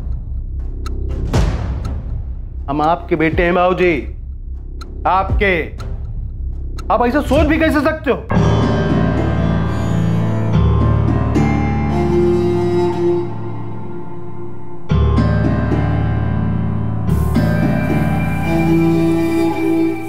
वक्त यूं ही बीतता गया, पर दुर्गा की अभी तक कोई खबर नहीं आई। दुर्गा के पिता लक्ष्मण बार बार पुलिस के पास जाते रहे और अपनी बेटी दुर्गा के बारे में पूछते रहे, लेकिन हर बार निराश ही लौटे। एक वक्त के बाद लक्ष्मण ने भी पुलिस स्टेशन आकर अपनी बेटी के बारे में पूछना छोड़ दिया। धीरे धीरे 10 साल की दुर्गा को सब भूल गए, यहां तक कि पुलिस भी। पुलिस के लिए दुर्गा का गायब होना एक अनसुलझा मिसिंग केस बनकर रह गया था। ये सभी को पता था कि दुर्गा गांव की ओर जाने वाले रास्ते पर गई थी, लेकिन उस रास्ते से वो कहां गायब हो गई इसका पता किसी को नहीं चल पा रहा था। महीने बीतते बीतते साल में बदल गए और अब दुर्गा करिया को कोई भी नहीं ढूंढ रहा था। दुर्गा का जन्म विलासपुर गांव में हुआ था और वो उसी विलासपुर गांव से लापता हुई थी। लेकिन दुर्गा के लापता होने की घटना ने एक बार फिर से तूल पकड़ लिया और गांव वालों और पुलिस के लिए फिर से एक नई चुनौती उभर कर सामने आई। 3 साल बाद, साल 2019 में।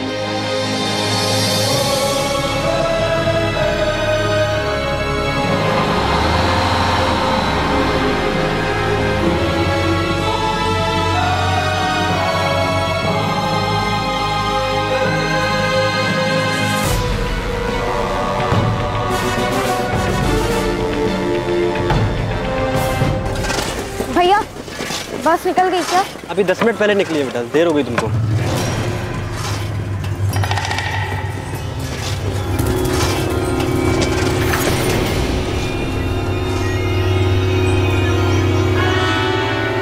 बरखा रेवाड़ी, वही स्कूल वही घटना। बरखा स्कूल से देर से निकलती है और उसकी भी बस छूट जाती है। बरखा के साथ ये 14 सितंबर 2019 को हुआ, ठीक उसी तरह जैसे दुर्गा के साथ 3 साल पहले हुआ था। और ये इस केस में इकलौता इत्तेफाक नहीं था।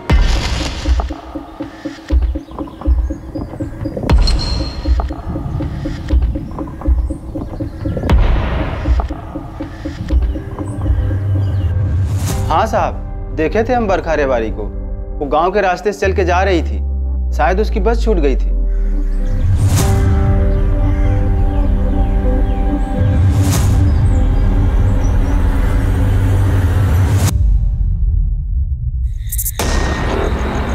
बरखा!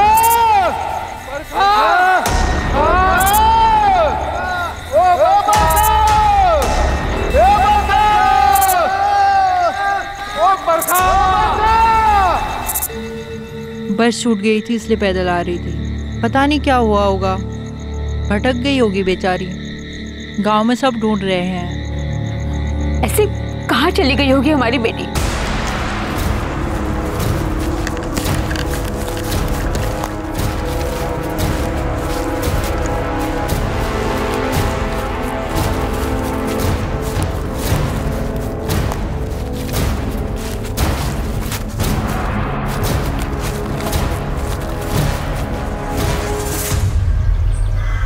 इस बच्ची को जानते हो?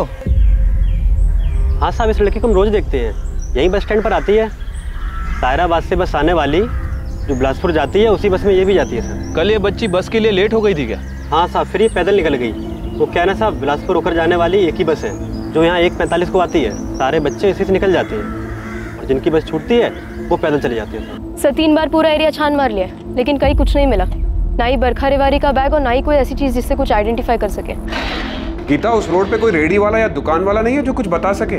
नहीं सर, बस बिलासपुर गांव के एंट्री पॉइंट पे ये मुकेश चाय वाले की दुकान है और भजन सर ने उससे भी बात की थी। अनिल, हम लोग तुरंत ये फोटो सब जगह भेजेंगे, सब जगह बरखा की तलाश करेंगे। आप लोग फिक्र मत कीजिए, बरखा को ढूंढने में कोई कसर नहीं छोड़ेंगे हम। दुर्गा कभी नहीं लौटी साहब, 3 साल हो गए, अब तक नहीं लौटी। हमें पता है अनिल, अभी कांस्टेबल ने मुझे उस केस के बारे में बताया। साहब, वो जो मुकेश चाय वाला है उसने उस वक्त भी कहा था कि उसने दुर्गा को देखा था और आज भी वो वही कह रहा है कि उसने बरखा को देखा है। हमें तो इस चाय वाले मुकेश पे ही शक है और वो ठेकेदार लोकेश, दोनों ही बड़े अच्छे दोस्त हैं साहब। आप फिक्र मत कीजिए, बरखा को ढूंढने के लिए हम वो सब कुछ करेंगे जिसकी जरूरत पड़ेगी। गलती की है साहब, दुर्गा के वक्त भी और बरखा के वक्त भी। नहीं बोलना चाहिए था हमको, कुछ मुंह बंद रखना चाहिए था। तो क्या सोचता मुकेश, बिना पूछताछ के तुझे छोड़ देते? नहीं भी मुंह खोलता तो तोड़ के अंदर से निकलवाते सब कुछ। क्या निकलवाते साहब? कि लड़कियों को हम गायब कर रहे हैं। साहब ईमानदारी से धंधा करते हैं, चाय बेचते हैं। देखे हम बरखा को गांव की तरफ जाते हुए तो बता दिए ईमानदारी से। ये लोग जो बोल रहे हैं ना कि लोकेश के साथ मिलकर हम कुछ कर रहे हैं लड़कियों के साथ, ये सरासर गलत है। हाँ, लोकेश हमारा दोस्त है, उसका अपना काम, हमारा अपना काम। साहब पिछली बार भी हम पे इल्जाम थोपा था इन लोगों ने। साहब हम कोई लड़कियों की तस्करी नहीं करते हैं, हम मजदूर कॉन्ट्रैक्टर हैं साहब। अरे हमारी बात, शहर में लोगों को मजदूरी का काम दिलवाते हैं साहब, हमको कहाँ ले जा रहे हो? अरे हमने कुछ नहीं किया है। आप शक के बिना पर हमें यहाँ उठा लाए, वहाँ गांव में लोग हमें ही गुनहगार मानेंगे। सच बता, बरखा और 3 साल पहले वो बच्ची दुर्गा मेन रोड से गांव की तरफ आए थे? आए थे साहब, आए थे। हमारी दुकान वहीं पर है, इसलिए नजर चली जाती है। उस दिन भी चली गई थी। सब जानते हैं साहब, एक ही बस चलती है गांव से शहर के बीच। स्कूल के बच्चे बस छूट जाने पर अक्सर पैदल ही आते जाते हैं।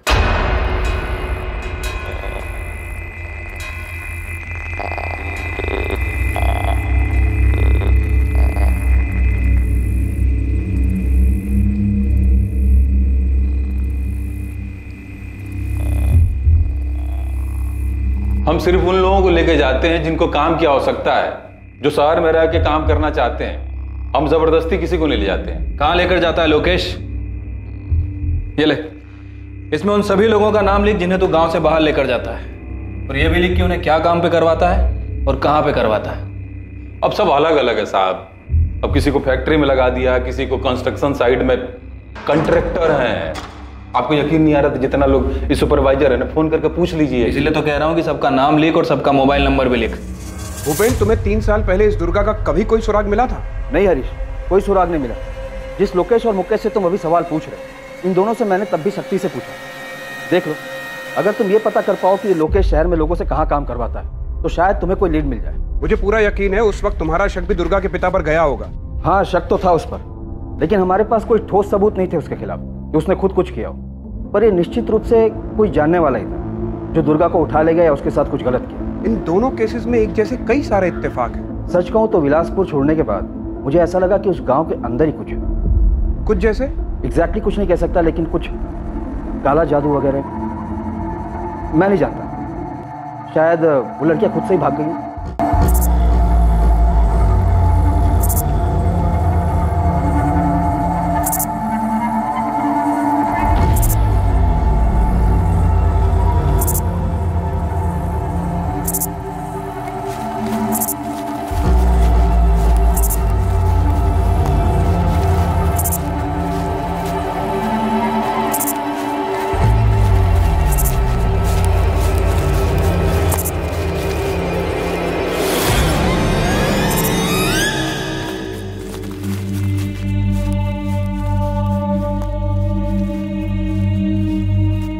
आपकी हिम्मत कैसे हुई इतने सालों बाद हमसे यह पूछने की कि हमारी दुर्गा हमें कहीं से फोन किया नहीं?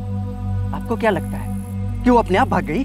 10 साल की बच्ची किसी साथ भाग गई और काहे भागे, लेकिन आप लोगों ने कोई कसर नहीं छोड़ी हमें ये समझाने के लिए कि हमारी बेटी खुद ही कहीं चली गई। ऊपर से आप लोगों को लगता है कि हमने उसे कहीं भेज दिया। देखो लक्ष्मण और राधा, अभी तक हम किसी नतीजे पर नहीं पहुंचे। बरखा भी गायब हुई, ठीक वैसा ही जैसे आपकी बेटी दुर्गा गायब हुई। वैसे ही गायब हुई है? इसका क्या मतलब? मतलब एक ही है कि अगर हमारी बेटी दुर्गा मिल गई होती ना तो यह बरखा के साथ नहीं हुआ होता। क्या कहा तुम? अगर दुर्गा मिल गई होती तो बरखा के साथ ऐसा नहीं होता। और नहीं तो क्या, जब एक और बच्ची गायब हुई तब आपको हमारी बेटी याद आ रही है? हम कुछ नहीं जानते हैं और हमें जानना भी नहीं है। माफ कीजिए, हम लोग अब मान चुके हैं कि हमारी बेटी अब कभी नहीं मिलेगी। लक्ष्मण करिया और राधा करिया की आप लोगों से कोई दुश्मनी है? ऐसी दुश्मनी साहब, हमारी उनसे कोई दुश्मनी नहीं है, बल्कि जब दुर्गा खोई थी तो हम भी उनके साथ हर जगह खोजने जाते। दुर्गा को ढूंढने के लिए हर कदम पर हम उनके साथ खड़े थे साहब। एक बात बताइए, जब बरखा सुबह स्कूल के लिए घर से निकली तब सब कुछ ठीक था? हाँ साहब, सब कुछ ठीक था, हर रोज की तरह।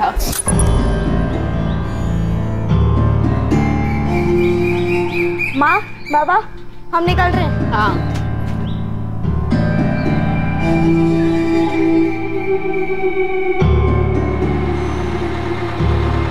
आज तो हमारे पास छूट ही जाता सपना।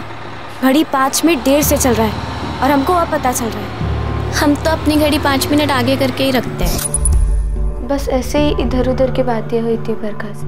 सपना ठीक से याद करो, पिछले कुछ दिनों में बरखा ने तुम्हें ऐसा कुछ बताया हो, कुछ भी जो अटपटा लगा हो? क्या उसने तुम्हें कभी ये बताया था कि उसका कोई बॉयफ्रेंड था? नहीं तो ऐसा कुछ नहीं बताया बरखा ने। देखिए मैडम, हम स्टूडेंट से इतना ओपनली बात नहीं कर सकते। हमने क्लास टीचर से कहा है वो बात करेंगे, लेकिन आप बॉयफ्रेंड की बात कैसे कर रही हैं? बरखा अभी 13 साल की है। एक एंगल ऐसा भी हो सकता है कि वो खुद किसी के साथ भाग गई हो। बरखा की क्लास का ऐसा कोई स्टूडेंट नहीं है जो एब्सेंट हो या क्लास में नहीं आ रहा हो, ना इसके अलावा कोई ऐसी और बात है। और अगर आपका इशारा है कि कोई बॉयफ्रेंड है तो माफ कीजिएगा, ऐसा बिल्कुल भी नहीं है। और हाँ, पिछली बार भी आपके थाने से कुछ पुलिस वाले आए थे, दुर्गा के बारे में इसी तरीके की इंक्वायरी कर रहे थे। एक 10 साल की बच्ची का बॉयफ्रेंड? शालिनी जी, ये जरूरी नहीं है कि बॉयफ्रेंड ही हो सकता है कोई और है जो लड़कियों को किसी चीज का लालच देकर बहला फुसलाकर फंसा रहा हो। तस्करी का मामला हो सकता है। ये पता लगाना आपका काम है। 3 साल में 2 लड़कियां एक तरह से गायब हो गई, इसका जवाब आप ढूंढिए। बरखा ने कभी घर छोड़कर जाने की बात की थी या कभी कोई झगड़ा? आप फिर से इसी बात पर आ रहे हैं। कोई झगड़ा नहीं हो रहा था साहब। बरखा स्कूल जाती थी, स्कूल से आने के बाद हमारे साथ खेत में काम करती थी और शाम को अपनी पढ़ाई कर लेती थी। और साहब, वो किस लिए भागेगी, किसके साथ और क्यों भागेगी? देखिए, मुझे मालूम है ये आप लोगों के लिए आसान नहीं है, लेकिन फिर भी मैं आपसे पूछना चाहता हूँ, क्या बरखा ने कभी किसी लड़के का जिक्र किया था? कमाल करते हैं साहब आप। क्या बहुत कुछ बुरा हमारे बच्चों के साथ हो रहा है और आप एक ही सवाल पूछे जा रहे हैं, क्या कोई लड़का था क्या जिसके साथ वो भाग सकती है? अरे साहब देखिए, आपने दुर्गा को तो खोजने की कोशिश नहीं की, ना ही आप बरखा को खोजने की कोशिश करेंगे और फिर आके हमसे कह देंगे आप कि बरखा अपनी मर्जी से भाग गई। हम ऐसे किसी नतीजे पर नहीं पहुंचेंगे अनिल, पर हर वो सवाल जो पूछना चाहिए वो पूछेंगे जरूर। हमें भी अजीब लग रहा है कि आपकी बेटी बरखा और पहले दुर्गा इस तरह से स्कूल से चलकर घर आ रहे थे और अचानक गायब हो गए। कोई तो है, वो चाहे गांव का हो चाहे गांव के बाहर का, जो भी हो, वो गलत इरादे से बच्चियों को निशाना बना रहा है। मैं इसीलिए आपसे पूछ रहा हूं, आपको किसी पर शक है? साहब हमारी किसी से भी कोई दुश्मनी नहीं, फिर क्या बताएं हम?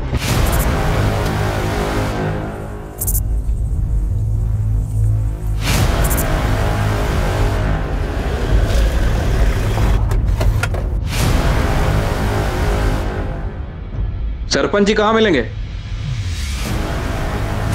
पता नहीं इंस्पेक्टर साहब, इस गांव में किसका प्रकोप पड़ा है। प्रकोप का छोड़िए सरपंच जी, ये बताइए कि गांव में कोई ऐसा है जो लड़कियों को गायब करके इनके परिवार वालों के साथ दुश्मनी निकाल रहा हो? अगर ये पता होता कि कोई गांव का ही है तो घसीट कर आपके थाने में नहीं ला दिया होता। बरखा के माता पिता अनिल और उर्मिला रेवारी, क्या इनका दुर्गा के माता पिता लक्ष्मण और राधा के साथ कोई दुश्मनी थी?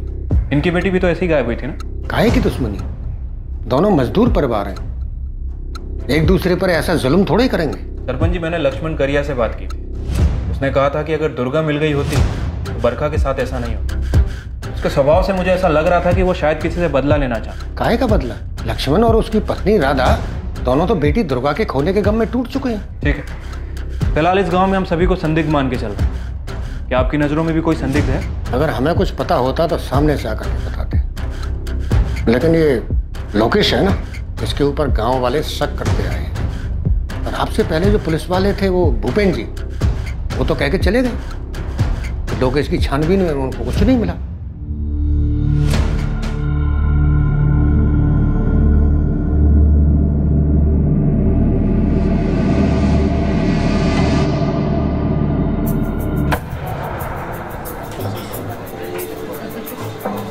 एक प्राइवेट वाली है सुनील भाई, थोड़ा ज़्यादा लेगी लेकिन दिल खुश कर देगी एकदम, सेटिस्फाइड। हाँ, यही सैराबाद में अपने घर पे। इसका पति बाहर जाता रहता है। चलेगी 2,500, लेकिन दिल खुश कर देगी, गारंटी हमारी है। बहुत अग्रवाल से का प्रोग्राम।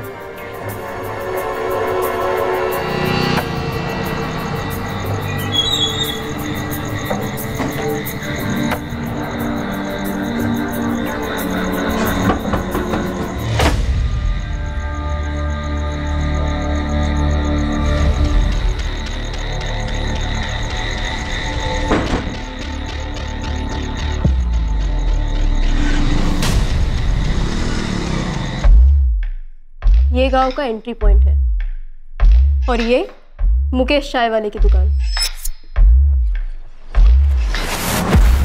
लगभग 1.5 किलोमीटर तक इस सुनसान रास्ते पर ना कोई दुकान है ना ही कोई घर, दोनों तरफ बस झाड़ी। 1.5 किलोमीटर बाद एक किराने की दुकान है। दुर्गा और बरखा, इन दोनों केसेस में सिर्फ मुकेश चाय वाले ने ही उन्हें गांव की तरफ जाने वाले रास्ते पर मुड़ते हुए देखा था। पर जब मैंने किराने वाले से बात की तो उसने कहा कि उसने दोनों में से किसी को नहीं देखा।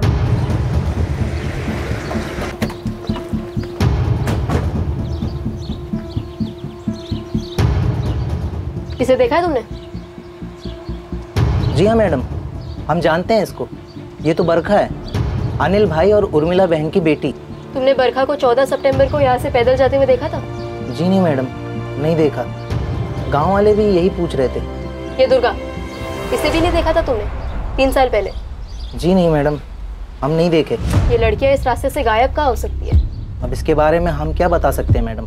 गाँव से काफी लोग तुमसे सामान लेते होंगे ना? जी मैडम, लेते हैं। उधार ही देते हो? जी हाँ। पूरा नाम क्या बताया? अमित जुगल। अच्छा, तो ये दोनों लड़कियां बरखा और दुर्गा भी तुम्हें अच्छे से जानती होंगी? चॉकलेट या फिर कोई और खाने की चीज़ लेने के लिए आती होंगी यहाँ? जी हाँ बिल्कुल, हमारी दुकान पे सभी लोग आते हैं। जिस तरह वो हमको जानते हैं वैसे ही हम भी उनको जानते हैं।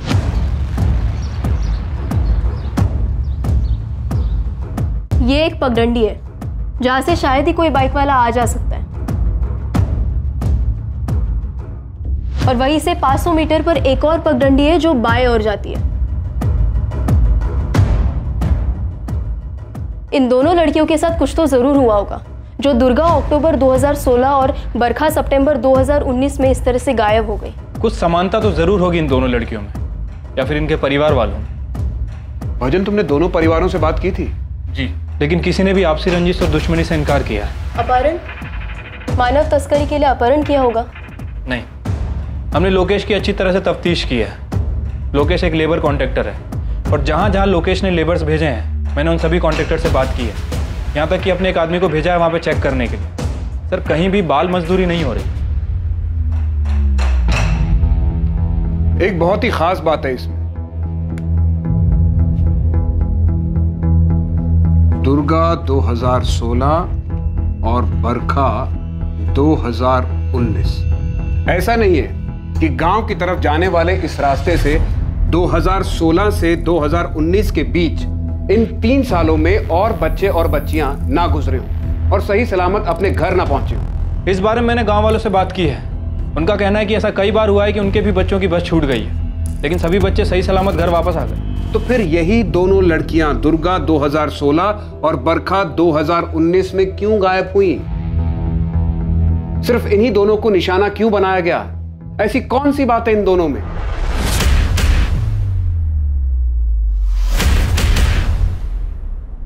कुछ तो है जो इन दोनों लड़कियों से जुड़ा है। इनके परिवार, इनके माता पिता। मैं दावे के साथ कह सकती हूँ कि कोई है जिसने और भी लड़कियों के साथ अपनी किस्मत आजमाई होगी। तुम्हारा मतलब है सेक्सुअल असॉल्ट? हाँ, बेहतर जिंदगी या और पैसों का लालच देकर किसी ने उन्हें गंदी नीयत से फंसाया होगा।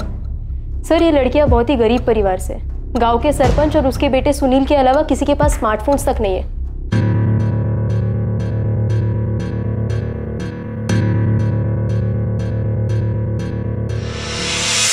बहुत सी लड़कियों को लालच दिया होगा, लेकिन सिर्फ ये 2 लड़कियां ही उस आदमी के जाल में फंसकर उसके साथ चली गई होंगी।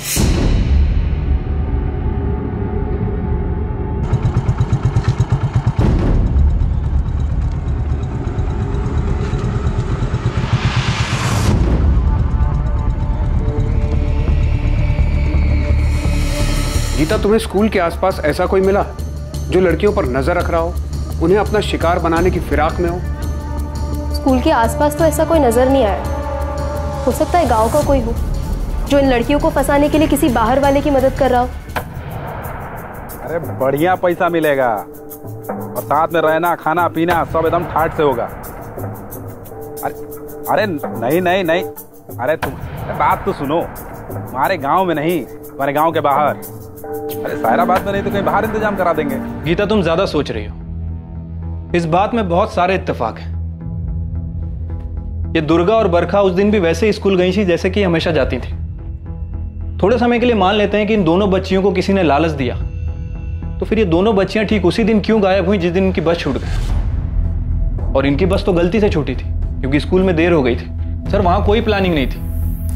मैंने गोले वाले से भी बात की थी। हाँ साहब, इस लड़की को हम रोज देखते हैं, यही बस स्टैंड पर आती है। कल ये बच्ची बस के लिए लेट हो गई थी क्या? हाँ साहब, फिर ये पैदल निकल गई। अगर किसी को घर से भागना होता है तो वो घर से प्लानिंग करके निकलता है। ऐसा नहीं कि जिस दिन बस छूट जाती है सोचा चलो उसी दिन चले जाते हैं। सर, ये बात कुछ बैठ नहीं रही है। फिर हो क्या रहा है इस मामले में? सिर्फ यही 2 लड़कियां क्यों?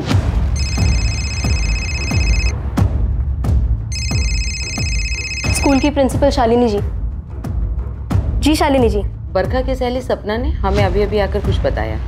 क्या बताया शालिनी जी? सपना बता रही है कि बरखा कुछ महीनों से उदास थी जब से अवंतिका चली गई है। अवंतिका? अब ये कौन है और कहाँ चली गई? अवंतिका भी बिलासपुर की रहने वाली है, हमारे ही स्कूल में पढ़ती थी। 12th की स्टूडेंट है, लेकिन फरवरी से उसने स्कूल आना ही बंद कर दिया जबकि उसके एग्जाम्स होने वाले थे।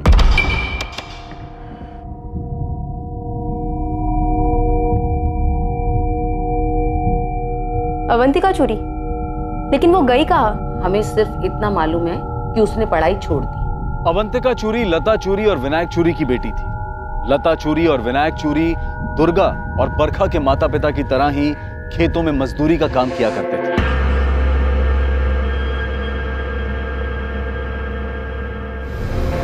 कहां थी अवंतिका चूरी और ऐसी क्या बात थी जो अवंतिका के दूर जाने के बाद बरखा उदास रहने लगी?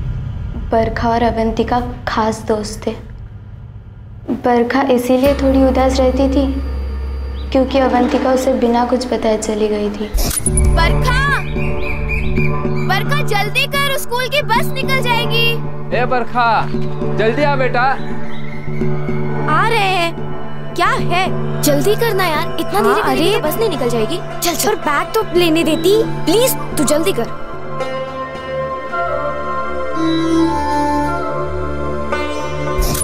सपना बेटा, अवंतिका कहाँ गई थी? अपने नानी के यहाँ। हमारी अम्मा की तबीयत खराब रहती है। अम्मा बोली अवंतिका को भेज दो, तो हम भेज दिए। फरवरी के महीने में जब उसकी 12वीं की परीक्षा होने वाली थी तब? साहब, अवंतिका का पढ़ाई में मन नहीं लगता। वो खुद बोली कि नानी के पास जाके रहेंगी। हमें भी यही ठीक लगा। 12वीं तक तो पढ़ ली, अब क्या करेगी? खेत में काम करेगी। 1-2 साल में लड़का देख के शादी कर देंगे। लेकिन साहब, आप क्यों पूछ रहे हो सब? अवंतिका और बरखा अच्छी दोस्त हैं, है ना? हाँ। अवंतिका की नानी वो कहाँ रहती है? सामपुर। अवंतिका और बरखा अच्छी दोस्त हैं, है ना? हाँ। अवंतिका की नानी वो कहाँ रहती है? सामपुर। 14 सितंबर को भी बरखा ने बस में हमसे अवंतिका के बारे में बात की थी।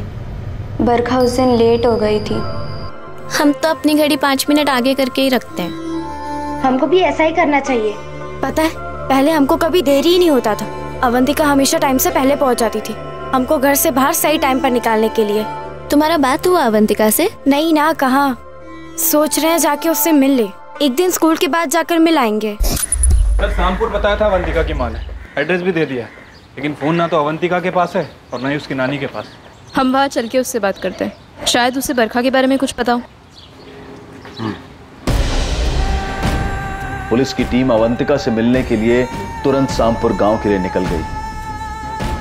दुर्गा करिया का गायब होना 2016 में, बरखा रेवाड़ी का गायब होना अभी हाल ही में 2019 में। क्या इन 2 मिसिंग केसेस को सुलझाने के तार अवंतिका चोरी से जुड़े हुए थे?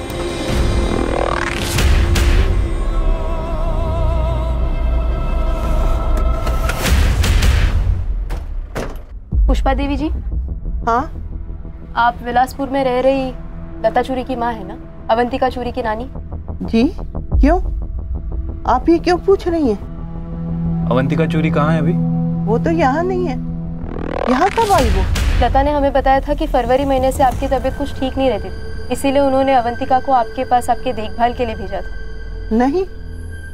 मतलब अवंतिका यहाँ पे आई नहीं? नहीं, और हमारी तबीयत तो बिल्कुल ठीक है।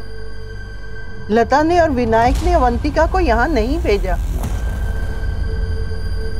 और अगर भेजा भी होता तो वो इतने महीने से यहाँ रहती।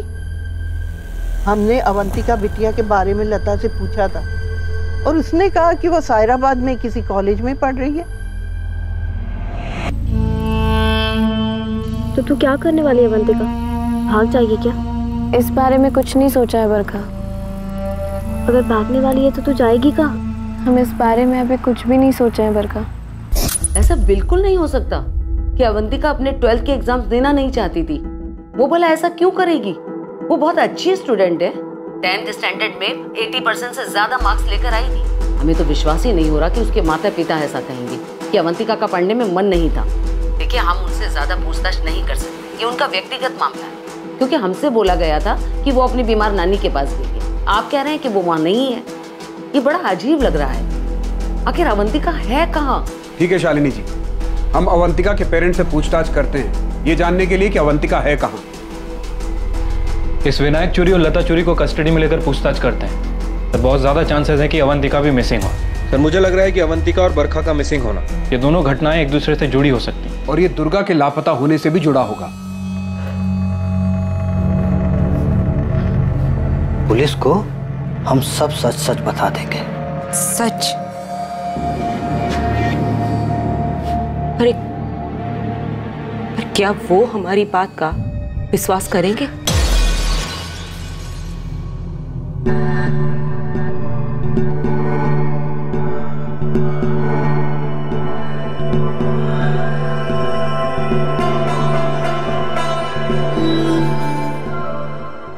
क्या अवंतिका चूरी का गायब होना या उसकी गैर मौजूदगी इस बात का इशारा कर रही थी कि दुर्गा कारिया और बरखा रेवाड़ी के गायब होने की घटनाओं का अवंतिका के साथ कोई संबंध था?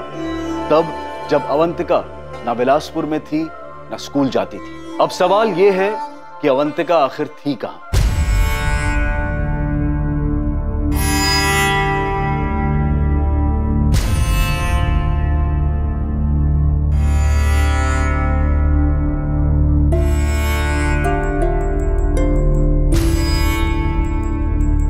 तुम बहुत खूबसूरत लग रही हो अवंतिका, बहुत खूबसूरत।